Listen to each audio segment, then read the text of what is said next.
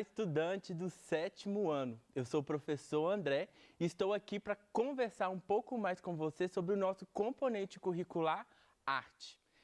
A gente já tem aí desenvolvido uma sequência de estudos dentro desse componente a fim de desenvolver e aprimorar cada vez mais as nossas habilidades de comunicação, de expressão, tendo em vista que as artes também são meios de comunicação, expressão e linguagem.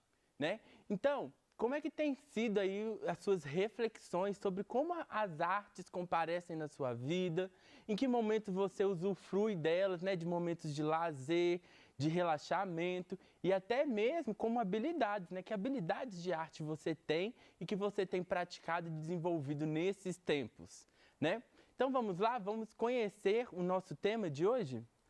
O tema de hoje é o renascimento.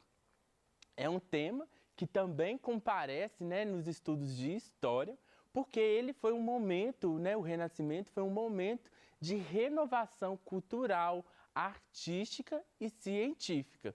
Ou seja, não é um elemento que cabe apenas às artes, As artes, sim, tiveram modos, foram melhoradas muitas técnicas, abordagens artísticas, mas também houve uma revolução da sociedade. A sociedade se aprimorou, fez outras escolhas para poder atualizar os seus modos de existir.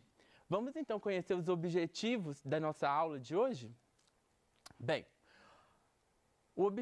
nosso primeiro objetivo da aula de hoje é conhecer as principais características do Renascimento e também as inovações artísticas nas artes visuais, na música e no teatro.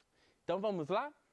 Bem, de partida a gente já compreende que o Renascimento ele queria deixar para trás um legado da Idade Média. A sociedade que estava ali naquele momento, a partir de 1500, já não queria mais aquele tipo de pensamento, aquele tipo de posicionamento e de relação social que a Idade Média produziu. Eles queriam modificar tudo isso e projetar uma sociedade diferente. Então vamos lá. O Renascimento apresentou um novo conjunto de temas e interesses para serem tratados na ciência, na cultura e na arte daquela época. O Renascimento começou em Florença, quando poetas, pintores, escultores e arquitetos criaram, entre os séculos 16 e 17, uma quantidade infinita de obras de arte. E é sobre isso que a gente vai conversar principalmente hoje. Saber que mudanças aconteceram no modo de fazer arte daquela época, Mas para isso, lembrando que a arte ela não acontece de maneira descontextualizada da sociedade, a gente precisa compreender que pensamentos são esses que foram produzidos ali na Idade Média, tendo em vista, como eu já citei, que há uma renovação da ciência e da cultura, tendo em vista que a cultura são aqueles códigos, identidade que é compartilhado entre todas as pessoas daquela sociedade. Bem, no pensamento medieval a gente vai ter o teocentrismo regendo todo o pensamento e comportamento das pessoas. Já no pensamento renascentista, a gente vai ver o antropocentrismo ganhando espaço e regendo ali os comportamentos. Ou seja, vai olhar para a experiência grega e vai perceber que o homem vai se tornar o centro do pensamento e das escolhas sociais que vão ser ali desenvolvidas.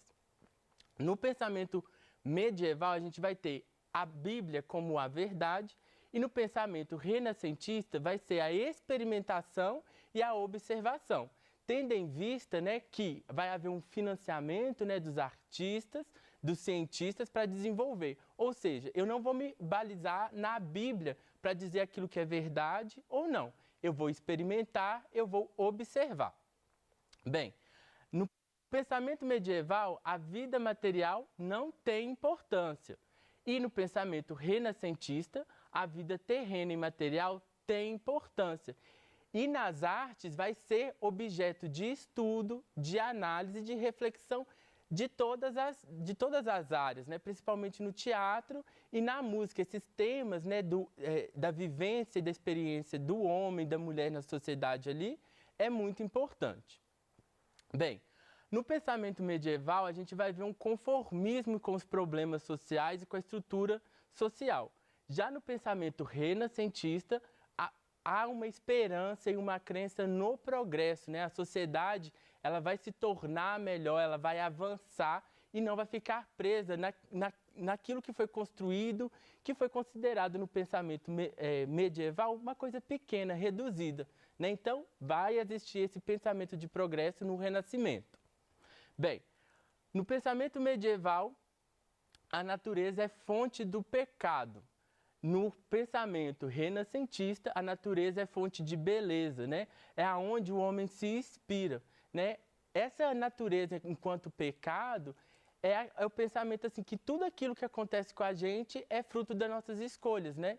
Então, principalmente aquilo que vem de mal, né? É no corpo que é colocado tudo aquilo que é produzido de ruim. Já no Renascimento, isso não vai ser levado em consideração, não. Tudo isso, o corpo, o ser humano, né, nessa sociedade, é fonte de beleza, é fonte de inspiração para a sociedade, para as artes, né? No pensamento medieval, a gente tem esse ascetismo, né? E no pensamento renascentista, o hedonismo, né? O ascetismo é o lugar do pensamento onde vai existir um controle muito grande, né, dos pensamentos e do modo da vida se desenvolver, né? E no hedonismo vai ter uma exploração e de uma possibilidade de prazer, de existência, tá? Então, é muito importante deixar que o homem tome novamente a condução da sua vida e tenha liberdade em existir e se expressar.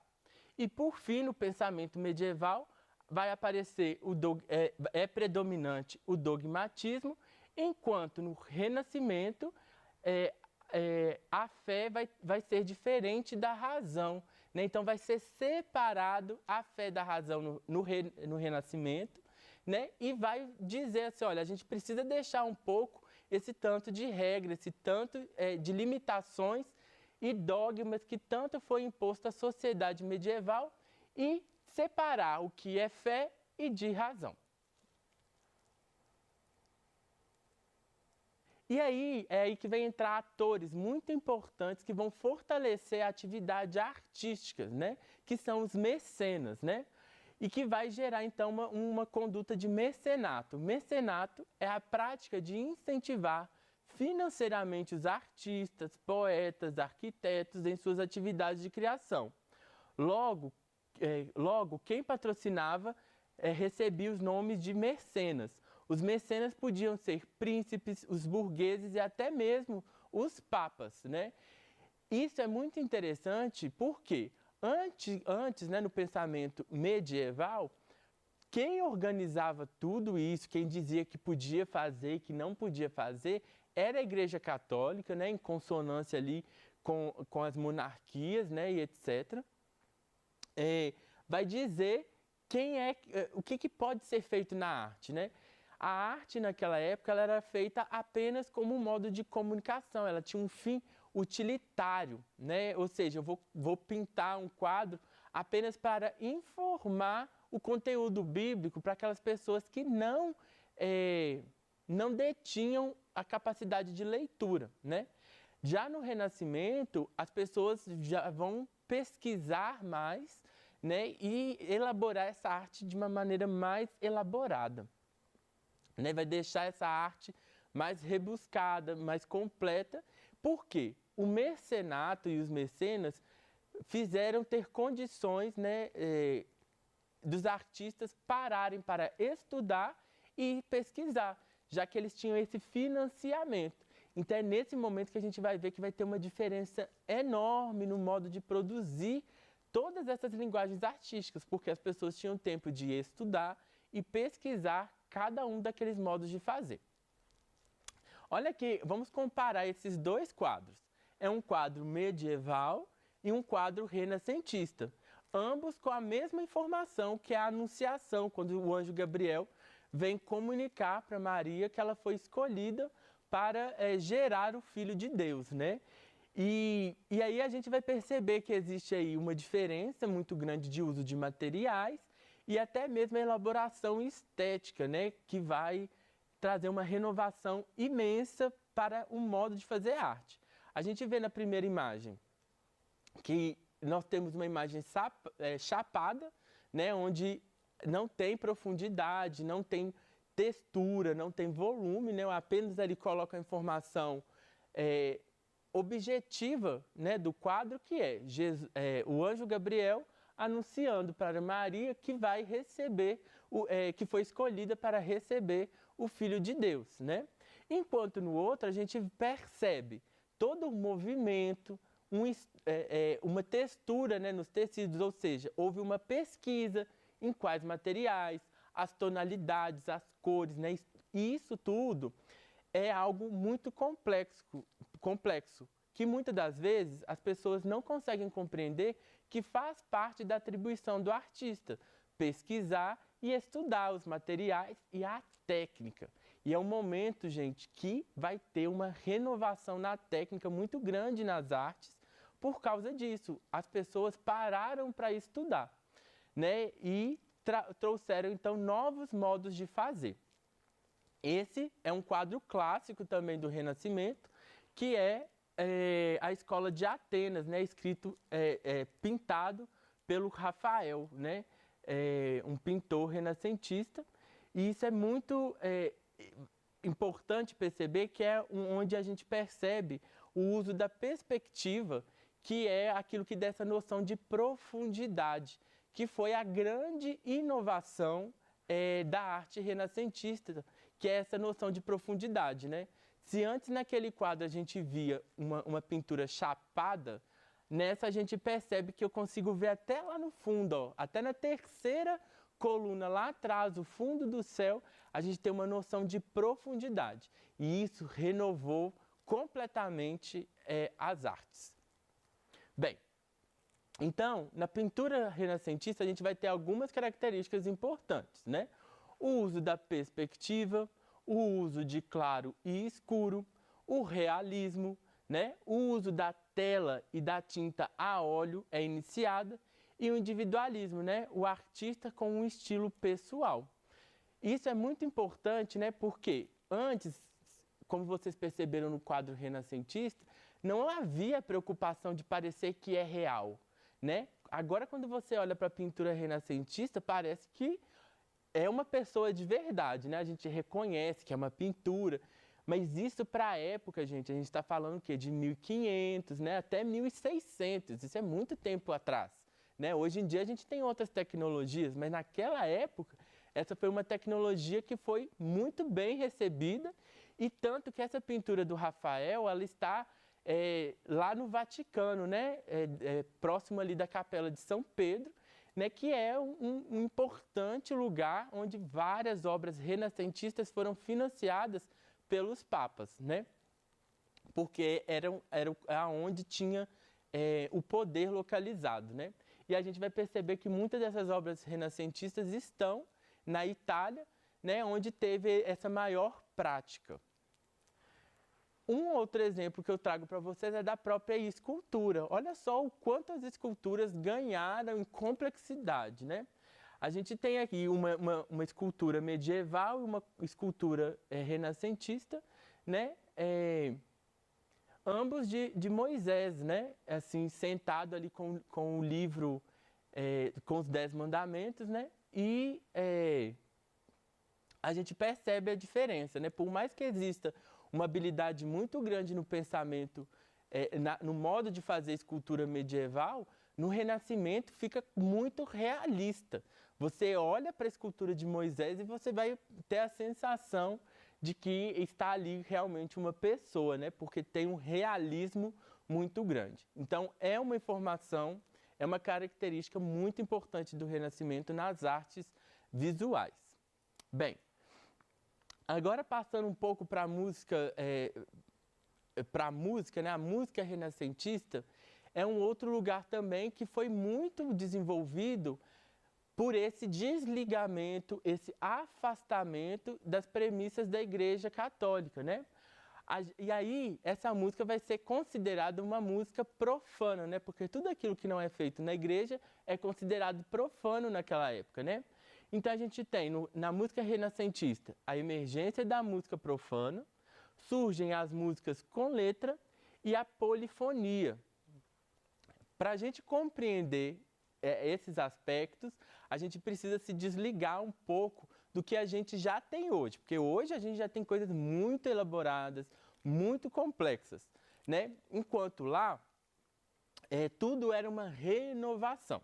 Então, antes, gente, as músicas, elas só poderiam ser tratadas, na maioria das vezes, dentro do conteúdo da Bíblia, da igreja, né? Era um desejo ali de apenas ser utilizada dentro da igreja, né? Então, os artistas, os músicos que haviam naquela época, tinham que se organizar apenas para servir os interesses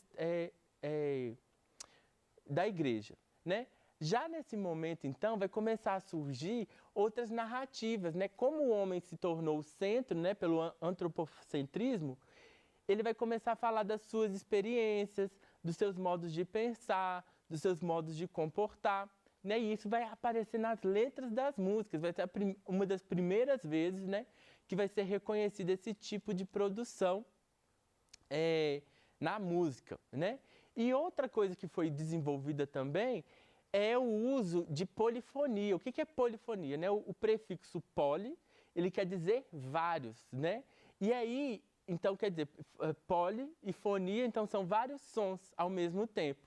Antes o som era monofônico, né? Monofônico, que era um instrumento só, uma linearidade. E os outros vai entrando mais informações, né, de linguagens diferentes, né? E o canto é um momento que é bem desenvolvido a partir do período renascentista. No teatro renascentista, vai ter, então, uma exploração de temas populares e cômicos, com foco nas vivências e emoções dos seres humanos. Vai ter uma presença de uma linguagem não formal e é onde a gente vai ter aparecer essa maior expressão, que é o Romeu e Julieta, né? Que é um exemplo de uma obra renascentista muito grande, né? Que vai acontecer, ele é situado, né, também na Itália, onde as expressões, né, e o amor das pessoas vai poder ser expresso, sendo que naquele momento a igreja não autorizava muito, porque tudo isso estava muito impregnado como uma prática de pecado, né?